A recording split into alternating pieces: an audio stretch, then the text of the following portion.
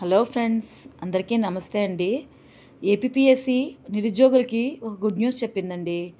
ఏంటంటే జూలై 14న నిరుద్యోగులకు Andhra Pradesh public service commission అటవీ శాఖలో ఖాళీగా ఉన్న ఉద్యోగాలకు భర్తీకి సోమవారం నోటిఫికేషన్ విడుదల చేసింది.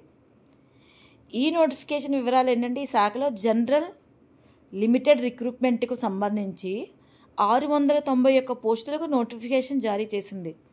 జూలై 16 నుంచి అంటే ఈ రోజు నుంచే అభ్యర్థులు దరఖాస్తు చేసుకోవచ్చని తెలిపింది.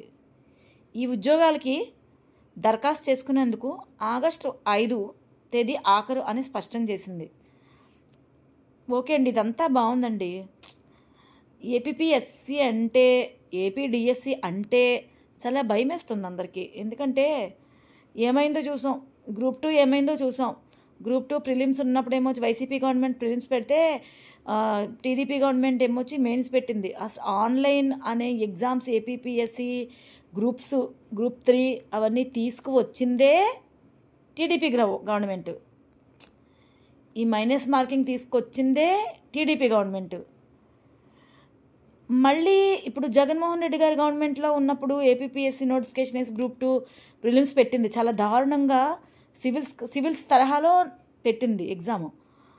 దాంట్లో తలకిందులు తపస్సు చేసి క్వాలిఫై అయ్యాను చాలామందివి. అయితే 1,00,000 మందికి వరకు క్వాలిఫై అయ్యారు ఇంచుమించు.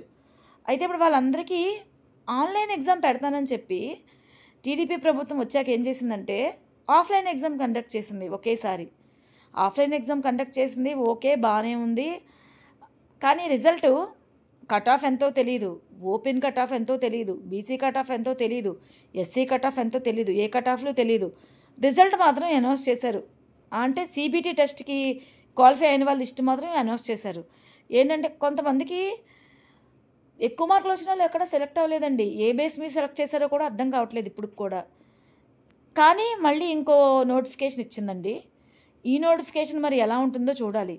నేనైతే నిరుద్యోగులందరికీ ఒకటే చెప్తానండి, ఈ స్టేట్ గవర్నమెంట్ ఉద్యోగాల కోసం పాటు పడే బదులు ఎవ్రీ ఇయర్ పడుతుందండి. ఎస్ఎస్సి సిజిఎల్లు, ఎస్ఎస్ స్టాఫ్ సెలక్షన్ కమిషన్లు, రైల్వే రిక్రూట్మెంట్ బోర్డులు, బ్యాంకింగ్ సెక్టార్లు వీటిల్లో పడుతున్నాయండి.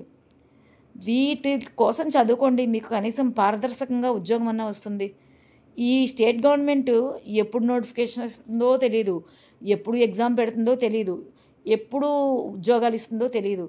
ఇలాంటి తుమ్మితే ఊడిపోయే ముక్కు అంటారు చూడండి, అలా ఉంది. ఎందుకంటే డిఎస్సి 7 ఏళ్ళ తర్వాత వేసాడు. గ్రూప్ 2 కూడా అంతే, ఇంచుమించు అంతే, ఆ తర్వాతే వచ్చాయి. ఇదండి పరిస్థితి. మన పిల్లల భవిష్యత్తు ఏంటో ఇంకా అగమ్యగోచరంగా ఉంది. ఇప్పుడు ఈ నోటిఫికేషన్ అన్నా సరే వెంటనే ఎగ్జామ్ కండక్ట్ చేసేసి పోస్టులు ఇస్తారో లేదో మరి వేచి చూద్దాం, వెయిట్ చేద్దాం. ఇవ్వాలనే కోరుకుంటున్నాం. అందరూ ఈ అవకాశాన్ని సద్వినియోగం చేసుకోవాలని కోరుకుంటున్నానండి. ఇదండి సంగతి.